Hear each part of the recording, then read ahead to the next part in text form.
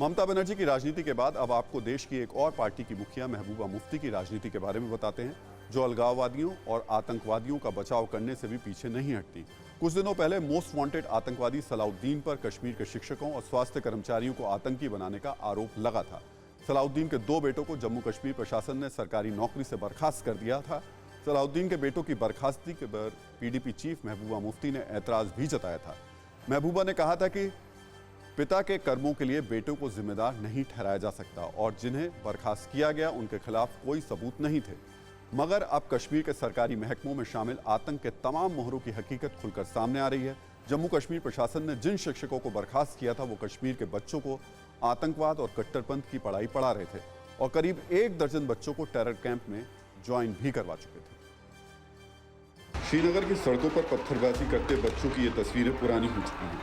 Article 370 हटने के बाद अलगाववादियों की करतूतों पर काफी हद तक लगाम लग चुकी है, मगर अभी भी कुछ ऐसे सफेद पोश हैं जो जन्नत को नए जख्म देने में जुटे रहते हैं। ये सरकारी महकमे में शामिल होकर कश्मीर के बच्चों के जहन और दिल में जहर भरने की कोशिश करते रहते हैं। ऐसे ही कुछ आस्तीन के सांपों को जम्मू कश्मीर प्रशासन ने पिछले दिनों उनकी सेवाओं से बर्खास्त कर दिया था और अब उनके बारे में जो खुलासे हो रहे हैं वो बेहद हैरान करने वाले हैं। खुफिया सूत्रों के हवाले से खबर है कि कश्मीर में बर्खास्त 11 कर्मचारियों में से 4 शिक्षक थे। ये टीचर अपने स्कूल के बच्चों को कट्टरपंथी बना रहे थे, बच्चों को आतंकी कैंप में भर्ती होने के लिए बरगला रहे थे। खास बात यह है कि जम्मू कश्मीर में आतंक की पाठशाला चलाने वाले और टीचर बनकर टेररिस्ट ग्रुप की ट्रेनिंग देने वाले ये गद्दार सरहद पार बैठे आतंकी गुटों से भी जुड़े हुए थे।